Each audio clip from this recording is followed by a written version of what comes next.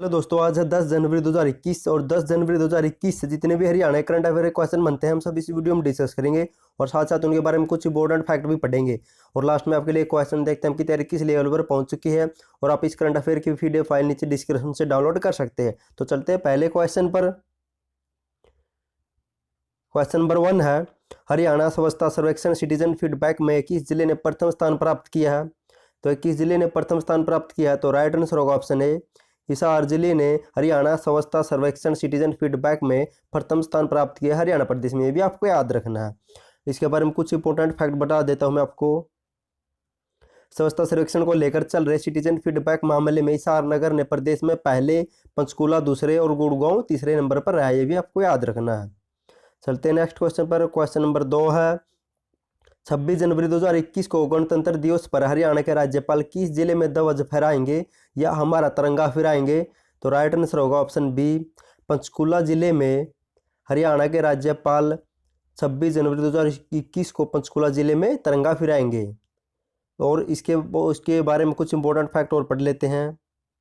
26 जनवरी 2021 को गणतंत्र दिवस पर हरियाणा के राज्यपाल पंचकूला जिले में ध्वज फहराएंगे और स्पीकर ज्ञानचंद गुप्ता या विधानसभा अध्यक्ष यमुनानगर में, डिप्टी स्पीकर रणवीर सिंह का गोवा में, महेंद्रगढ़ में और मुख्यमंत्री मनोहर लाल पानीपत में, उप मुख्यमंत्री दुष्यंत चौटाला अंबाला में और शिक्षा मंत्री कंवरपाल गुरुग्राम में राष्ट्रीय ध्वज फहराएंगे। भी आपको याद रखना है। चलते हैं नेक्स्ट क्वेश्चन पर। क्वेश्चन नंबर 3 है, हरियाणा के कितने शहरों में नगर वन बनाए जाएंगे? तो हरियाणा के कितने शहरों में नगर वन बनाए जाएंगे? तो राइट आंसर होगा ऑप्शन डी, हरियाणा के 5 शहरों में नगर वन बनाए जाएंगे। और इसके बारे में कुछ इंपॉर्टेंट फैक्ट पढ़ लेते हैं। यमुनानगर के संडोरा और सोनीपत के मूर्थल की तर्ज पर गुरुग्राम, फरीदाबाद, सोनीपत, पलवल और यमुनानगर में भी नगर वन विकसित किए जाएंगे। 5 शहरों में करीब 397 हेक्टेयर क्षेत्र में नगर वन विकसित करने की विस्तृत परियोजना की रिपोर्ट तैयार कर ली है हरियाणा सरकार ने। जैव विविधीकरण के तहत कासन, बड़खल और मूर्थल में योजनाओं पर काम चल रहा है। और वन मंत्री कंवरपाल गुर्जर ने बताया कि 3 वर्षों में कुल वन का एवं वृक्षों के तहत 7% से लेकर 20% करने का लक्ष्य लिया है। हरियाणा सरकार ने वन क्षेत्रों को बढ़ाने का लक्ष्य लिया। इसके तहत ये 5 नगर वन बनाए जाएंगे और 1100 गाँव में कोविड वाटिका स्थापित की जाएगी। यह भी आपको याद रखना है। और हर वर्ष ही इतने गाँवों को पौधारोपण के तहत लिया जाएगा। चलते हैं नेक्स्ट क्वेश्चन पर। क्वेश्चन नंबर 4 है, हरियाणा उच्चतर शिक्षा विभाग ने कॉलेज के विद्यार्थियों को तनाव और एनीमिया से बचाने के लिए किस अभियान की शुरुआत की है? तो राइट आंसर होगा ऑप्शन सी, ए और बी दोनों। नई दिशा अभियान और न्यूट्रिशन ज्ञान योजना की शुरुआत की है हरियाणा के उच्चतर शिक्षा विभाग ने। इसके बारे में कुछ और पढ़ लेते हैं। मानसिक तनाव एवं अवसाद को दूर करने के लिए उच्चतर शिक्षा विभाग ने निःशुल्क हेल्पलाइन नंबर भी जारी किया है और इसी को नई दिशा अभियान का नाम दिया है। और न्यूट्रिशन ज्ञान योजना के तहत छात्राओं को उचित खानपान, पोषण और एनीमिया के प्रति जागरूक करने के लिए यह न्यूट्रिशन ज्ञान अभियान चलाया है। नेक्स्ट क्वेश्चन पर चलते हैं। क्वेश्चन नंबर 5 है, हरियाणा के किस जिले को कोरोना वैक्सीन का मिनी हब बनाया गया है? तो हरियाणा के किस जिले को कोरोना वैक्सीन का मिनी हब बनाया गया है? तो राइट आंसर होगा ऑप्शन सी, करनाल जिले को कोरोना वैक्सीन का मिनी हब बनाया गया है। और इन्हें यह मिनी हब क्यों बनाया, तो इसके बारे में पढ़ लेते हैं। और मिनी हब क्यों कहा इसको? करनाल जिले को देश भर में कोरोना वैक्सीन की स्टोरेज के लिए मिनी हब बनाया गया है। यहाँ से प्रदेश सहित उत्तर भारत के कई राज्यों में इसकी आपूर्ति होगी कोरोना वैक्सीन की। इसमें लेह और लद्दाख भी शामिल है। इसी से लेह और लद्दाख में कोरोना वायरस की वैक्सीन जाएगी।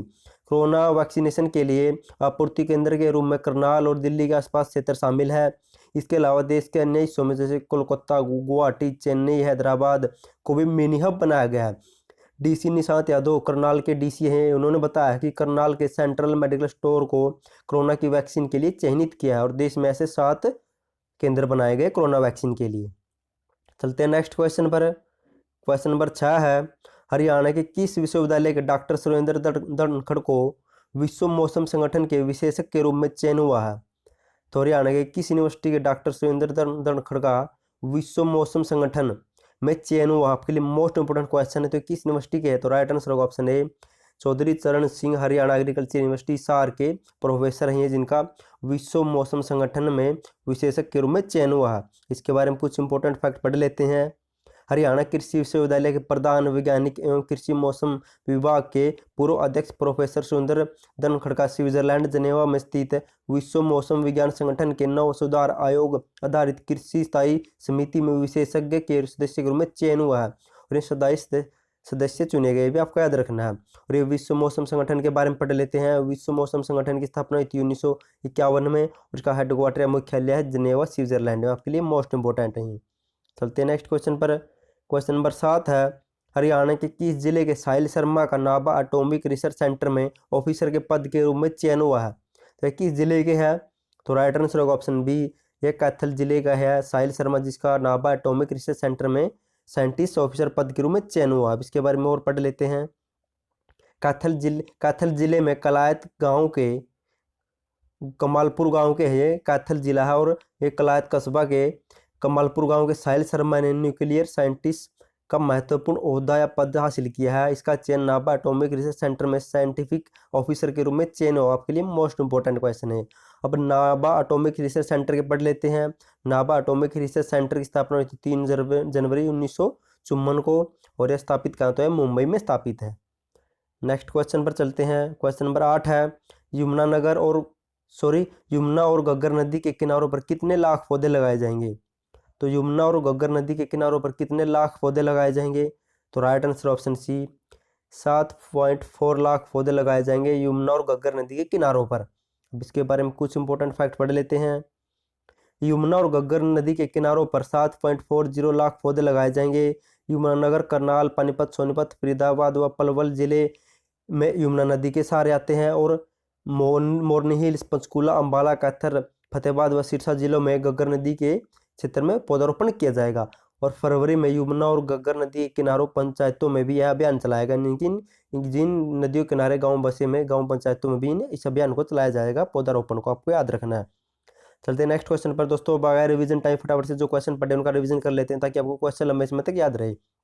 क्वेश्चन नंबर 1 है, हरियाणा स्वच्छता सर्वेक्षण सिटीजन फीडबैक में किस जिले ने प्रथम स्थान प्राप्त किया है? तो प्रथम स्थान प्राप्त किया है हिसार जिले ने। नेक्स्ट क्वेश्चन है क्वेश्चन नंबर 2, 26 जनवरी 2021 को गणतंत्र दिवस पर हरियाणा के राज्यपाल किस जिले में ध्वज फहराएंगे? तो फहराएंगे पंचकुला जिले में, और मुख्यमंत्री पानीपत जिले में भी, आपको याद रखना है।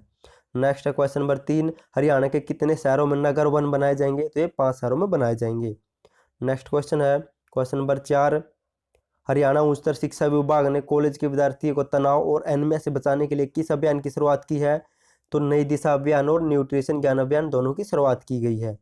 नेक्स्ट है क्वेश्चन नंबर 5, हरियाणा के किस जिले को कोरोना वैक्सीन का मिनी हब बनाया गया है? तो यह बनाया गया करनाल जिले को। नेक्स्ट है क्वेश्चन नंबर 6, हरियाणा के किस विश्वविद्यालय के डॉक्टर सुरेंद्र धनखड़ का विश्व मौसम संगठन के विशेषज्ञ के रूप में चयन हुआ है? तो वह चौधरी चरण सिंह हरियाणा एग्रीकल्चर यूनिवर्सिटी में, आपको याद रखना। और ये हिसार में स्थापित की स्थापना 1970 में हुई थी, और उसका वाइस चांसलर है समर सिंह, आपको ये भी याद रखना है। नेक्स्ट है क्वेश्चन नंबर 7, हरियाणा के किस जिले में साहिल शर्मा का नाभा एटॉमिक रिसर्च सेंटर में ऑफिसर के पद के रूप में चयन हुआ है? तो यह कैथल जिले के कलायत कस्बे के कमालपुर गांव से बिलोंग करता है। नेक्स्ट है क्वेश्चन नंबर 8, यमुना और घग्गर नदी के किनारों पर कितने लाख पौधे लगाए जाएंगे? तो 7.4 लाख पौधे लगाए जाएंगे यमुना और घग्गर नदी के किनारों पर।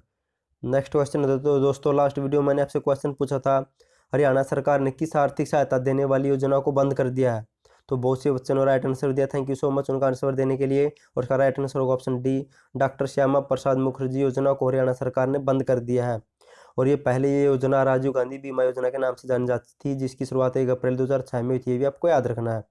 नेक्स्ट है क्वेश्चन 4 यू, देखते हैं आपकी तैयारी किस लेवल पर पहुंच चुकी है। हरियाणा सरकार ने सरकारी बसों व वाहनों को कब तक इलेक्ट्रिक करने का लक्ष्य रखा है? दोस्तों अगर आपको इसका आंसर पता तो कमेंट बॉक्स में कमेंट जरूर करना, क्योंकि लिखने से हमें क्वेश्चन लंबे समय याद रहता है। और थैंक यू सो मच आपका वीडियो देखने के लिए।